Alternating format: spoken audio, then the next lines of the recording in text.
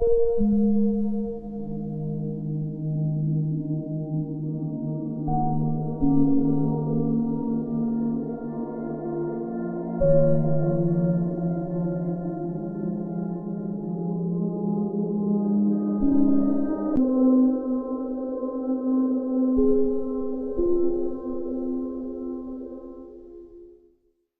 matin, c'est pour moi encore un sujet de joie de pouvoir venir dans la maison du Seigneur, mais également de me porter en tant que servante pour apporter le message que le Seigneur a mis en mon cœur pour nous ce matin. C'est une grâce aussi de pouvoir venir dans la maison du Père, là où il nous appelle, il nous attend, et là où il veut aussi nous faire du bien. Amen. Nous allons prier le Seigneur. Père, nous voici encore devant ta face ce matin. Tu nous appelles, Seigneur, à toi. Tu nous invites en ce lieu. Tu nous invites, Seigneur, pour nous faire du bien et non du mal. Tu nous invites parce que tu nous aimes, Seigneur, et tu veux, Seigneur, nous accompagner dans notre marche de tous les jours afin de pouvoir bénéficier de la vie éternelle que tu as préparée pour tous ceux qui t'aiment. Seigneur, ce matin, dispose encore nos cœurs à pouvoir écouter, mais également que le Saint-Esprit nous aide, Seigneur, à comprendre, Seigneur, ce que tu veux pour nos vies. Seigneur, que je disparaisse ce matin et que toi, tu puisses parler. Parler à moi d'abord et à ton peuple ensuite, Seigneur. Nous avons faim et soif de toi. Nous avons besoin de toi, Seigneur, dans nos vies. Conduis-nous encore ce matin, Seigneur. Sers-toi, Seigneur, de ta parole qui ne passe jamais. Ta parole qui est éternelle. Que cette parole encore se révèle, esprit et vie, encore ce matin au milieu de nous. Amen. Nous allons lire la parole de Dieu dans le livre l'Évangile selon Luc, au chapitre 14. Nous allons lire le verset 15 jusqu'au verset 24. Évangile selon Luc, chapitre 14, versets 15 à 24. Je vais le lire au nom de Jésus. Après avoir entendu ces paroles, un de ceux qui étaient à table dit à Jésus, « Heureux celui qui prendra son repas dans le royaume de Dieu. » Jésus lui répondit, « Un homme organisa un grand festin et invita beaucoup de gens.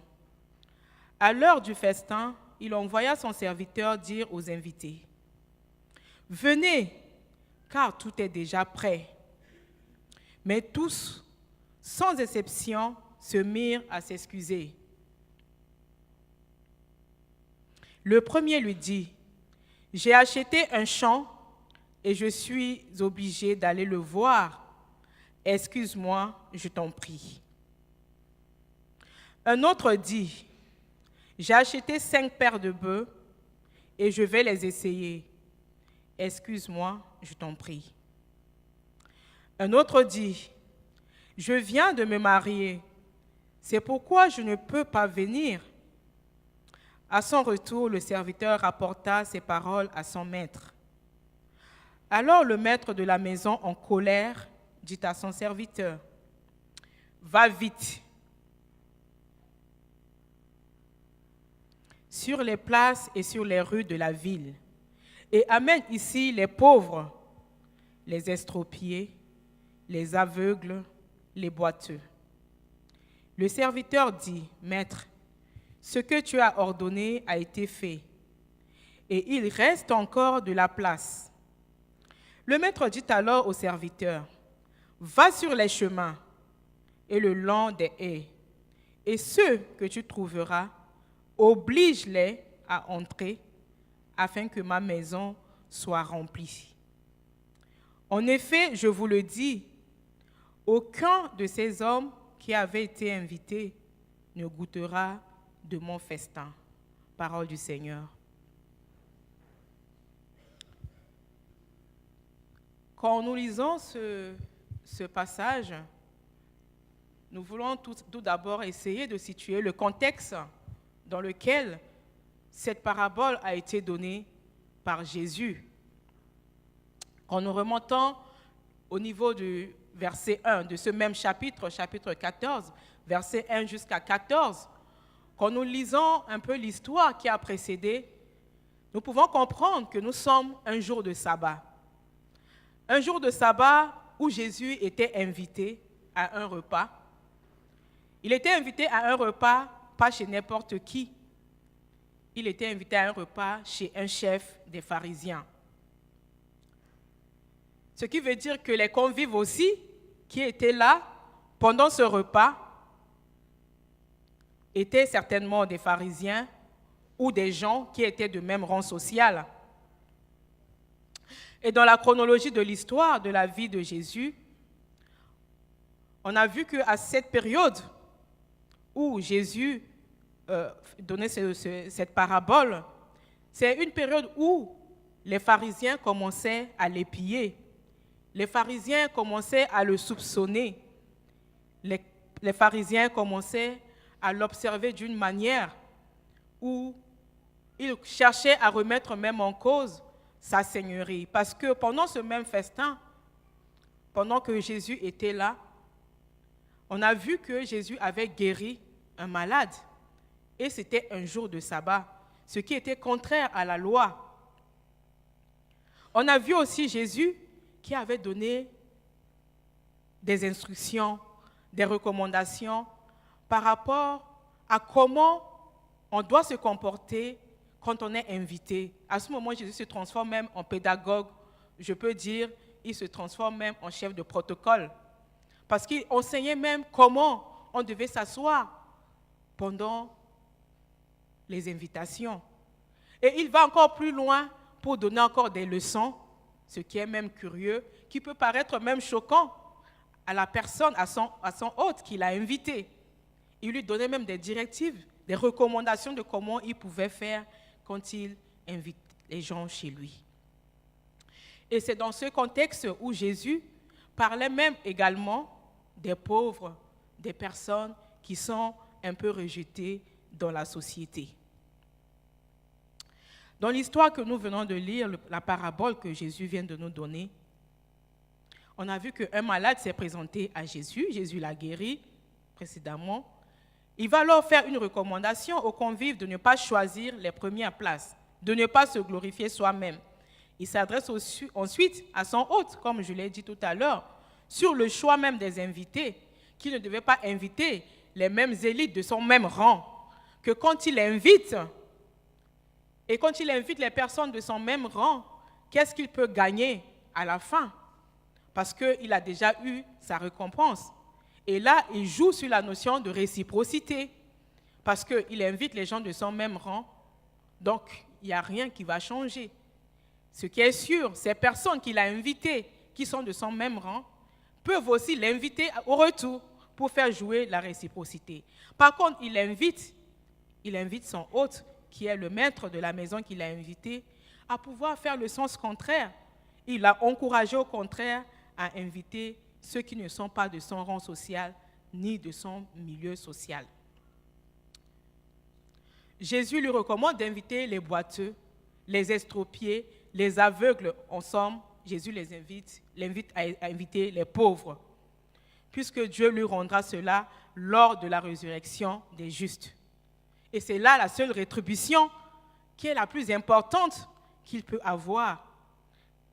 Et quand nous lisons aussi les évangiles, nous pouvons comprendre que le traitement des pauvres est un thème sur lequel l'évangéliste Luc est revenu à plusieurs reprises. Et également dans le cadre de notre texte de ce matin, nous allons voir qu'il est revenu encore là-dessus. Et pendant que Jésus était dans cette invitation, et quand il parlait, il donnait ce genre d'enseignement sur l'humilité, sur la manière de se comporter, il y a une question qui surgit Une question qu'on peut qualifier d'assez curieuse. Quand une personne qui était à table aussi, qui était l'un des convives, fait la mention à ce que Jésus avait dit sur la résurrection des justes.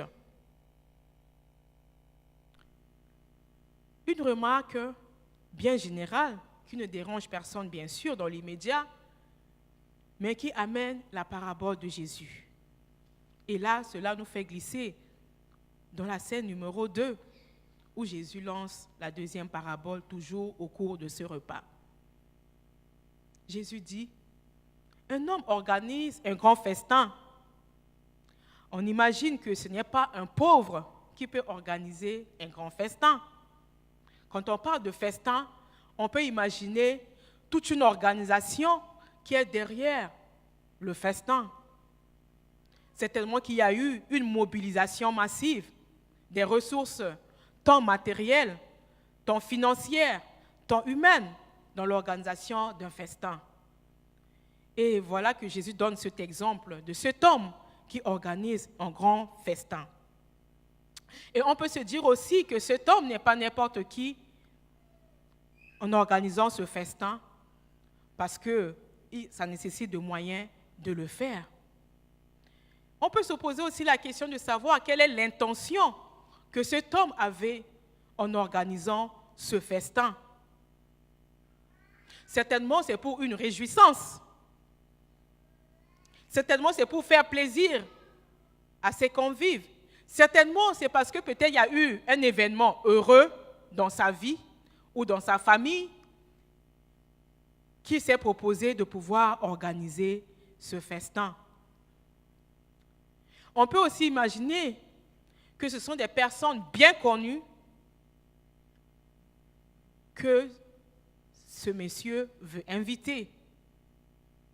On peut imaginer aussi que ça peut être les gens de son même rang social qui s'est permis de pouvoir inviter.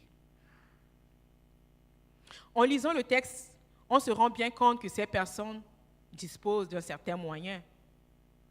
Car on voit que le premier qui a été invité, c'est quelqu'un qui a acheté un champ. Parce qu'après, on va voir l'excuse qu'il va donner en refusant l'invitation.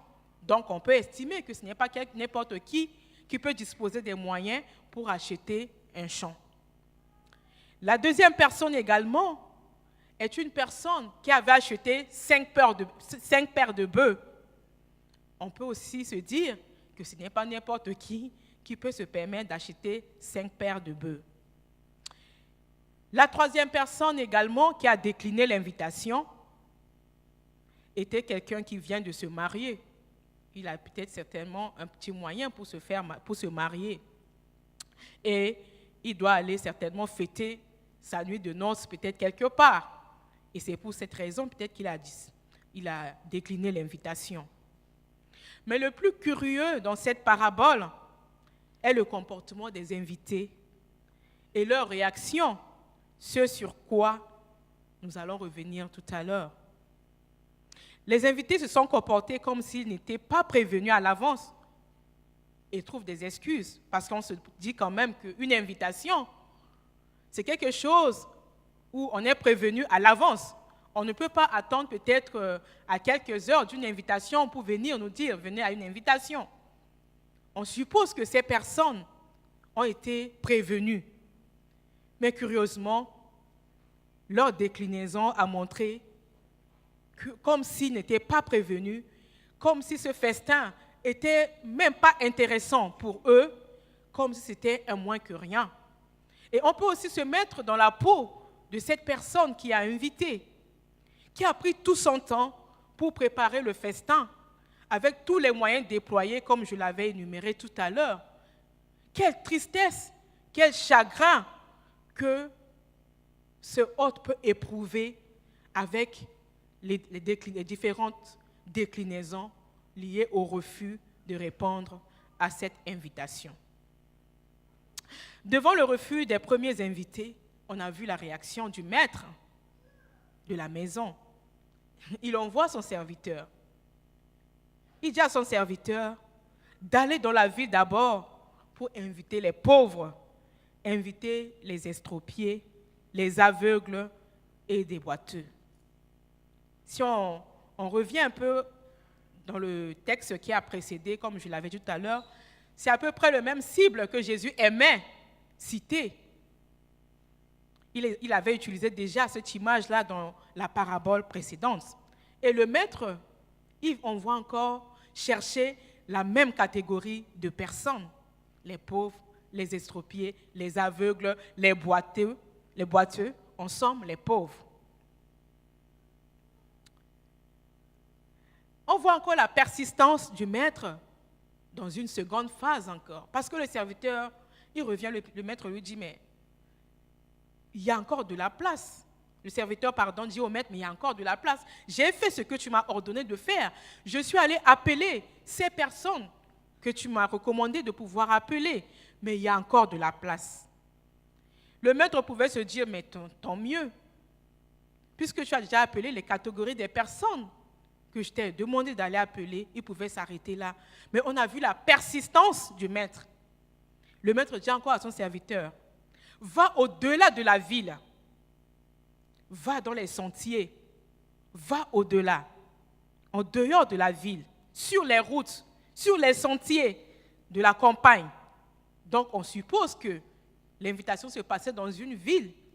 Et là, pendant qu'une partie déjà des convives étaient là, le maître dit à son serviteur d'aller en dehors de la ville, sur les sentiers, dans les campagnes, d'appeler encore les marginaux. Dans certaines versions, on utilise le mot marginal. Il lui dit d'aller encore appeler les marginaux de la ville, comme le seront, par exemple, les païens et les non-juifs. On peut aussi faire allusion à ce que Jésus avait dit à Zachée. Le Fils de l'homme est venu chercher et sauver ce qui était perdu. Amen. C'est la déclaration pour Luc, qui est la déclaration faite par Jésus dans l'évangile de Luc, qui est assez fondamentale. Le Fils de l'homme est venu chercher et sauver ce qui était perdu. Il est le serviteur qui est venu apporter l'invitation et il espère une réponse maintenant. L'insistance du maître de la maison veut une réponse immédiate, une réponse prompte, une action. Et dans la première partie de notre méditation de ce matin, j'aimerais bien parler de l'aimable préparatif de cet homme-là. Nous sentons immédiatement que Jésus faisait allusion à son Père. Et il nous laisse entrevoir également dans ce passage la miséricorde et la glorieuse salut, et le glorieux salut de Dieu qui réserve à ceux qui voudront en bénéficier. Dieu avait déjà préparé notre salut au travers de Jésus. Jésus qui est venu, qui a pris tout pour nous. On n'a rien payé, on n'a pas payé un centime, mais il a donné sa vie en rançon pour nous. Mais comment résister à un aussi grand salut qui est déjà établi, qui est déjà préparé, et cette vie éternelle à laquelle le Seigneur nous interpelle, nous appelle. On devait venir, ces invités devaient venir, mais vides, parce que la table était déjà dressée, tout était déjà prêt, les places aménagées, ils n'avaient rien à apporter. Malheureusement, on a vu qu'ils avaient mis une fin de non-recevoir. Dieu a réservé la vie éternelle comme l'immensité de la gloire qu'il a préparée pour ceux qui l'aiment. On peut l'imaginer, le salut en Jésus-Christ. La parabole nous dit, il invita beaucoup de gens. C'est vrai que l'invitation de Dieu va au-delà de ce que nous pouvons penser ou de ce que nous pouvons imaginer. L'invitation de Dieu ne cible pas une catégorie de personnes. L'invitation de Dieu au salut cible tout le monde. Puisqu'on a vu le maître de la maison, il a élargi même son invitation au-delà des convives qui étaient prédestinés, qui étaient présélectionnés, si on peut le dire, à cette fête. Les invitations de Dieu n'ont pas été faites sur une petite échelle. Et son message a été répandu par le monde. Chacun peut y répondre. Quand les invités de ce maître ont refusé de venir à cette invitation, il n'a pas envoyé son serviteur pour aller les obliger à venir. Par contre, il est allé au-delà. Il a ouvert la porte. Il a donné encore une autre possibilité à ceux qui peuvent répondre à son invitation de venir. Ce qui nous interpelle aussi, que nous avons le choix de venir vers le salut de Dieu qui est gratuit, tout comme nous avons le choix de refuser ce salut. Mais quand nous refusons ce salut, nous avons également la récompense qui peut nous attendre, comme le maître de la maison a dit au verset 24, que ceux qui étaient là, qui ont refusé l'invitation, ne pourront même pas goûter à son souper. Dans la joie du festin, nous pouvons peut-être replacer le contexte historique ou sociologique par rapport aux cultures de ces invités. On a vu que l'un venait d'acheter son champ, l'autre venait d'acheter des paires de bœufs et l'autre était marié. Et on peut imaginer, on peut faire une allusion à la culture peut-être orientale, où la notion même de fête était aussi capitale. Et normalement, la réaction devait être une réaction de courir pour aller à cette fête. Parce que quand quelqu'un prend tout son temps pour labourer son champ, ou achète les bœufs pour travailler, mais une fois on te dit de venir festoyer, au lieu d'oublier tes labeurs, au lieu d'oublier le temps que tu passais peut-être sous le soleil pour travailler et de venir profiter un peu de cette fête, on a cette réaction assez curieuse. Ces convives veulent rester dans leur travail, dans leurs coutumes, dans leurs habitudes. C'est la même chose pour nous.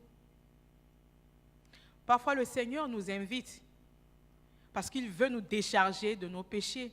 Il veut nous faire sortir de nos péchés. Il veut nous faire sortir du poids que nous portons. Mais qu'est-ce que nous faisons? Nous refusons la grâce de Dieu.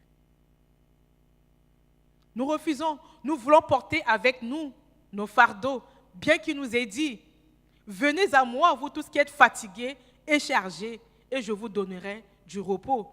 Prenez mon joug, qui est léger. Mais nous refusons cet appel du Seigneur à participer à la joie du festin. Le salut est préparé, c'est le terme utilisé par le maître. Le repas est prêt, c'est un mot très doux. C'est comme Jésus peut dire, venez. Il nous invite à venir, mais les mains vides. Rien de ce que nous pouvons amener ou apporter nous mérite le salut. Car tout est prêt. Nous n'avons qu'à accepter l'invitation de Dieu. Comment se fait-il que, munis d'une telle invitation, il y en ait qui refusent de s'y rendre ou qui souhaitent ne pas être présents à ce grand repas?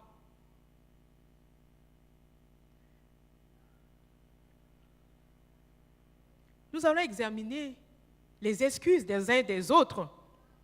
Le premier, il a dit qu'il a acheté un champ et qu'il doit aller visiter. Est-ce que c'est possible de pouvoir acheter un champ, n'est-ce pas, peut-être une folie, d'acheter d'abord quelque chose avant d'aller inspecter ou visiter cette chose? C'est quand même insensé. On aura investi de l'argent et puis c'est après qu'on va se rendre compte qu'il faut d'abord voir ce qu'on a acheté. Le deuxième qui a acheté des paires de bœufs, on peut se poser la question, serait-ce une décision peut-être assez folle? Aussi, d'acheter des paires de bœufs sans pour autant s'asseoir, s'assurer de la qualité même de ce qu'on devait acheter. Ce serait insensé de le faire ainsi. Et donc là, on se met carrément dans des excuses. Et la troisième personne qui veut aller se réjouir pour son mariage, il peut profiter de l'occasion du festin pour venir profiter de la fête avec sa femme, pour se réjouir et profiter de la joie de ce festin. Mais nous avons vu, c'était des excuses. Et plus curieux encore, puisque le contexte nous parle d'un souper. Un souper, c'est le soir, ce n'est pas en journée. Et donc, comment c'est le soir où c'est l'heure où le travail est presque fini et on doit profiter de son repos, se réjouir, c'est le soir. Mais on doit quand même aller visiter son champ, on doit quand même aller vérifier ses bœufs. C'est des prétextes assez curieux. Quelles sont les leçons que nous pouvons tirer au travers de ces différentes excuses? C'est des motifs que nous, en tant que chrétiens aussi, nous exposons à l'appel de Dieu.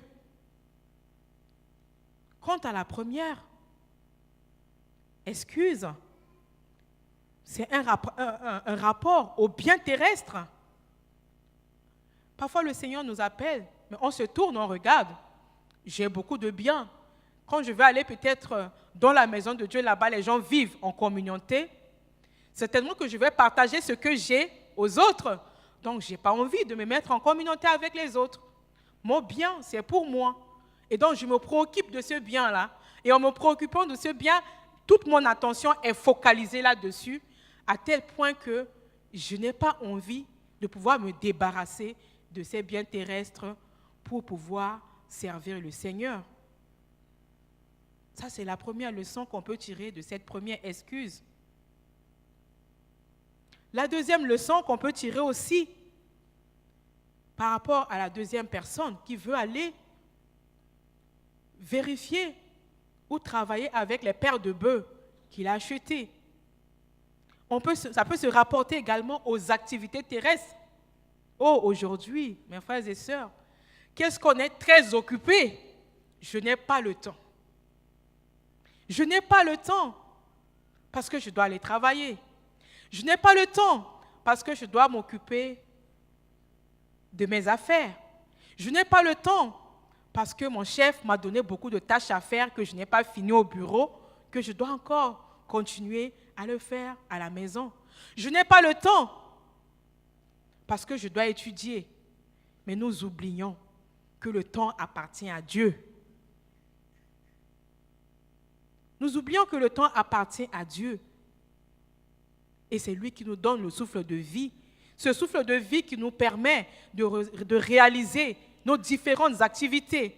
Et c'est à lui que devait revenir la primeur, la dîme de notre temps. Nous pouvons dire que nous n'avons rien, mais Dieu peut aussi réclamer notre temps comme offrande pour son service. Quelle est notre réaction quand il y a un appel de Dieu qui vient dans ce sens pour que nous nous mettions à son service? Est-ce que nous résistons, nous donnons ces différentes excuses par rapport aux nos différentes activités terrestres? La troisième chose, la troisième leçon fait allusion aux liens familiaux de cette personne qui a donné comme excuse qu'elle vient de se marier et qu'elle doit aller festoyer. C'est aussi des excuses que nous trouvons aussi quand l'appel de Dieu vient à nous. Je dois m'occuper de ma maison, ce qui est légitime. Je dois m'occuper de mes enfants, ce qui est légitime. Je dois m'occuper de mon mari, ce qui est légitime. Je dois m'occuper des tâches ménagères. Mais la Bible nous interpelle à chercher premièrement le royaume et la justice de Dieu, et toutes choses nous seront données par-dessus. Amen. Est-ce que nous nous focalisons sur ces différentes excuses pour repousser l'appel de Dieu? Et quand Dieu nous appelle, c'est-à-dire qu'il donne une importance capitale à notre personne. Parce que quoi qu'il en soit, si nous refusons son appel, il peut aussi utiliser d'autres personnes, comme la Bible dit aussi. Si on ne veut pas le louer, il va susciter même des pierres pour se lever, pour l'adorer. Est-ce que c'est cela que nous voulons ce matin? Je ne pense pas. Il nous a donné le salut gratuitement par Jésus-Christ. Et ce salut gratuit qu'il nous a donné par Jésus-Christ, nous avons notre part. Nous avons aussi notre responsabilité. Nous avons aussi notre partition à jouer afin de jouir de cette pleine grâce que Dieu nous a donnée gratuitement. Le verset 21, dans le verset 21, Jésus nous montre que le maître de la maison était courroucé. Et plus loin, au verset 24, il a même dit, « Aucun ne goûtera à mon souper. » C'est la sentence de ceux qui refusent l'invitation de Dieu au jour du jugement. Quand nous refusons l'appel de Dieu, quand nous refusons le salut de Dieu, nous ne pourrons pas goûter à la vie éternelle que le Seigneur a déjà préparée, que nous n'avons aucun effort à ménager pour y entrer. La noce de l'agneau qui est déjà prête. Si nous refusons cela, la sentence est simple, nous n'allons pas goûter au souper du Seigneur qu'il a déjà préparé pour nous. Nous avons aussi une leçon à tirer au niveau même de l'attitude du maître de la maison. Il était bien décidé à recevoir ses invités à son repas. Il a persisté. Il a lancé 3 fois l'appel. Le premier appel, c'est quand il a invité les convives qu'il avait déjà sélectionnés dans sa liste. Deuxième appel, quand il a envoyé son serviteur pour partir appeler les malheureux à venir à son souper. Troisième appel, c'est quand il a appelé, il a demandé à son serviteur d'aller en dehors de la ville pour appeler. On a vu l'insistance même du maître. C'est la même chose que Dieu fait avec nous. Quand Dieu nous appelle une fois, quand on refuse, il nous donne encore une seconde chance. Il nous dit encore de venir. La grâce est là. Amen. Quand nous refusons encore le deuxième appel, il nous tend encore la main. Une troisième fois, la grâce est là. Mais quand nous refusons encore, nous avons la sentence qui nous attend. Nous n'allons pas participer à son souper. Est-ce que ce matin, nous sommes de ceux qui se justifient au travers des biens matériels pour ne pas répondre à l'appel de Dieu, ou de ceux qui s'attachent à leurs activités pour ne pas répondre à l'appel de Dieu, ou de ceux qui s'attachent à leurs activités quotidiennes dans la famille pour ne pas répondre à l'appel de Dieu, ne pas répondre à l'appel du Maître. On a vu que le Maître les a jugés indignes et on voit son serviteur appeler les autres. Oui, ce sont les pauvres, ce sont les malades, ce sont les personnes de mauvaise vie qui se pressaient à la rencontre de ce Maître. C'est pour nous dire aussi que quand nous venons dans la maison de Dieu, nous ne devons pas attendre à ce que nous soyons parfaits pour répondre à son appel et être dans le service. Le tout, c'est de demeurer dans la présence de Dieu et c'est Dieu qui va nous transformer. Il va nous façonner pour que nous soyons parfaits pour être à son service. On se cache derrière des prétextes pour ne pas le servir. Et quand on se cache derrière ces prétextes, parfois c'est parce qu'on ne veut pas changer. Quand on refuse de se mettre au service, c'est parce qu'on ne veut pas aussi aller de l'avant dans la transformation que Dieu nous appelle à pouvoir éprouver. On refuse parce qu'on estime que voilà, quand on sera devant, on sera plus vu et donc on va commencer à épier dans notre vie. L'appel de Dieu est là. La Bible nous dit que la moisson, elle est grande, elle est prête, mais il y a très peu d'ouvriers. On nous invite à prier même le maître de la moisson afin qu'on voit encore d'ouvriers dans la moisson. Le maître insiste, Dieu insiste encore ce matin afin que tu puisses venir à son salut. Nous avons aussi des leçons à tirer au niveau du serviteur. On a vu le maître lui a donné l'ordre. Il n'a pas résisté. Il s'est levé, il est allé promptement. Il a répondu immédiatement à l'ordre donné par le maître. Il a apporté l'invitation. Peut-être, il pouvait se dire à la deuxième instruction de son maître, mais je suis fatigué quand même. Tu m'as envoyé une fois, je suis allé appeler, mais la salle n'est pas vide, ce n'est pas de ma faute. Les personnes que tu avais invitées ne sont pas là. Donc tu n'as pas à m'importuner pour que je puisse y aller encore pour la deuxième fois. Mais on a vu l'attitude du serviteur. Il est allé une fois, il a répondu promptement, sans riposter. Il a répondu, il est allé poser l'acte, il a appelé. Est-ce que nous sommes prêts aussi à aller promptement quand le Seigneur nous demande de nous mettre à l'œuvre, de nous mettre dans le service? Est-ce que nous regardons en arrière ou nous commençons à gratter les cheveux pour dire, pasteur, tu sais, bon, tel que tu as parlé là, bon, demain on va voir. Parfois, c'est notre attitude. Est-ce que nous sommes prêts à nous lever promptement comme ce serviteur qui s'est levé promptement pour aller répondre à l'appel, aux instructions de son maître? Ce que Dieu attend de nous, c'est aussi l'attitude de ce serviteur qui s'est comporté en disciple intendant de la grâce de Dieu. Il y a cette grâce qui était là et il a répondu à l'appel pour aller appeler toutes les personnes qui pouvaient venir bénéficier de cette grâce. Mes frères et sœurs, il y a urgence aujourd'hui. Il y a urgence, cette urgence, c'est celle d'aller au-delà de notre confort actuel pour annoncer la bonne nouvelle.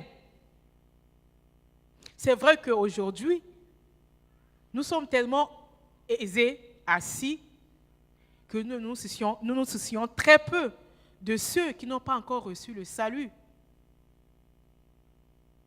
Est-ce que nous mettons l'évangélisation au centre de notre action en tant que chrétiens? Dieu nous a sauvés, c'est vrai. Mais est-ce que aussi nous avons cette soif de partager cette grâce aux autres qui n'ont pas encore eu la grâce du salut? Le maître a donné les instructions pour que le serviteur aille en dehors de la ville. Est-ce que nous pouvons aussi sortir en dehors de notre confort, de là où nous sommes, pour être sur le terrain, afin de pouvoir toucher les personnes qui sont réellement dans le besoin, qui représentent ces pauvres, ces boiteux, ces estropiés, ces malades, afin de venir aussi bénéficier du salut que toi et moi, nous avons reçu pleinement et gratuitement de la part de Dieu. Dieu nous appelle à être son porte-parole dans le monde. Ne refusons pas l'appel de Dieu. Ne refusons pas cette tâche à laquelle le Seigneur nous appelle. Ne nous contentons pas seulement avec égoïsme chrétien, si je peux le dire, parce que nous, les chrétiens, aujourd'hui, on a cet égoïsme-là. Dieu m'a appelé, il m'a transformé, je suis sauvé, point barre. Je me soucie très peu des autres. Qu'est-ce que tu as fait pour bénéficier de ce salut? Tu as acheté combien? À combien de dirhams ce salut? Pour ne pas aussi donner la possibilité à ceux qui sont dans le besoin de venir goûter. Comme David peut le dire, sentez, voyez combien l'Éternel est bon. C'est bien de venir chanter, danser dans la maison de Dieu. Est-ce que cette joie, le monde l'a aussi comme nous l'avions? Est-ce que le monde n'est pas aussi dans le désir de pouvoir jouir de cette joie comme nous? Est-ce que le monde n'a pas besoin aussi de goûter à la guérison physique et spirituelle à laquelle le Seigneur nous a fait don? On voyait dans les premières églises, les chrétiens allaient de porte à porte pour aller annoncer l'évangile. On a vu Pierre, on a vu Paul qui étaient tout le temps sur le terrain. on va certainement trouver des excuses. Nous sommes au Maroc, l'évangélisation est interdite, on ne peut pas aller prêcher. On s'arrête là. Mais au-delà des lois, au-delà de tous ces freins, ou peut-être ces contraintes, si j'ose les appeler ainsi, est-ce que le Seigneur ne nous donne pas souvent des occasions pour témoigner, pour parler de lui à ceux qui sont dans le besoin? Est-ce qu'il n'y a que des Marocains au Maroc? Est-ce qu'au-delà, même de notre entourage le plus proche, est-ce que dans notre famille, tout le monde est déjà sauvé?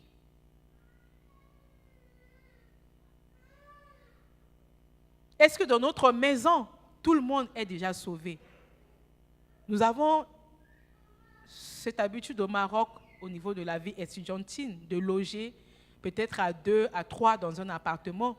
Est-ce que mes colocataires ou mes cochombriers avec qui je partage mon appartement, est-ce qu'ils ont tous reçu le salut de Dieu? Est-ce que n'est-ce pas là un terrain fertile aussi pour annoncer l'évangile? Chers frères et sœurs, nous devons quitter ce confort-là afin d'élargir le salut que Dieu nous offre gracieusement aux autres. Et c'est l'invitation de ce matin. Ne trouve pas des excuses, car au jour du jugement, le Seigneur ne va pas comprendre que c'est parce que tu étais très occupé, c'est pour cette raison-là que tu n'as pas pu venir au salut. Ou peut-être c'est parce que tu n'as pas encore écouté l'évangile de paix, de grâce. C'est pour cette raison-là que tu n'as pas changé ta voix. Tu es demeuré tel que tu es. Et voilà la fin arrivée. Le Seigneur n'est pas dans ses excuses. Il t'a créé. Il connaît tes capacités. Il sait qu'il t'a donné le choix de pouvoir opter pour le bien et pour le mal. Si tu choisis de pouvoir entrer dans le festin, tu vas y entrer. Mais si tu choisis de ne pas rentrer dans le festin, au-delà de là où tu te trouves, le Seigneur va aller encore appeler ceux qui sont réellement dans le besoin. Une dernière leçon à tirer avant que je ne puisse terminer ce message. Est-ce que nous sommes aussi enclins à pouvoir seulement penser aux gens de même rang que nous? Je ne peux que coopérer avec quelqu'un avec qui on peut avoir les mêmes types d'expressions. Je ne peux que parler avec quelqu'un avec qui on peut se comprendre à demi-mot. Je ne peux que inviter à ma table les personnes peut-être de bonne vie ou des personnes qui sont quand même d'un certain rang social que moi. Au-delà de toutes ces considérations, est-ce qu'il nous arrive de fois aussi de faire comme Jésus, qui pouvait manger avec les personnes de mauvaise vie et à l'occasion semer les graines de la parole? Est-ce que nous pouvons faire aussi comme Jésus, qui au-delà de se voir comme maître, se met aussi à servir, à laver les pieds de ses disciples? Nous sommes serviteurs de Dieu, mais Dieu nous appelle aussi à servir les autres. Nous sommes détenteurs de la grâce, mais le Seigneur nous appelle aussi à dispenser cette grâce à ceux qui sont dans le besoin, au-delà de ce que nous pouvons voir comme des personnes à qui on peut parler et d'autres. Il n'y a pas de catégorie dans le royaume de Dieu. L'appel est lancé à tout le monde. L'appel n'est pas envoyé seulement aux Juifs. L'appel était venu pour les Juifs. Le salut était venu prioritairement pour eux. Mais quand ils ont refusé le salut, nous avons le salut aujourd'hui. Est-ce que nous sommes des Juifs? Alors de quoi pouvons-nous nous enorgueillir pour ne pas ouvrir nos portes à ceux qui sont pauvres? C'est la dernière leçon que le Seigneur nous invite à y méditer ce matin. Si tu n'as pas encore reçu Jésus dans ta vie, ce matin, ne sors pas de ce lieu tel que tu es venu. Même si tu étais là dans l'église, mais si tu n'as pas encore reçu Jésus, tu ne l'as pas encore accepté comme ton Seigneur et Sauveur personnel, ce matin, la porte est encore ouverte. Tu peux encore venir profiter de ce festin. Ne rentre pas tel que tu es venu, mais rentre avec le plan du salut de Dieu pour ta vie. Amen. Que le Seigneur nous bénisse. Calvin, let's go.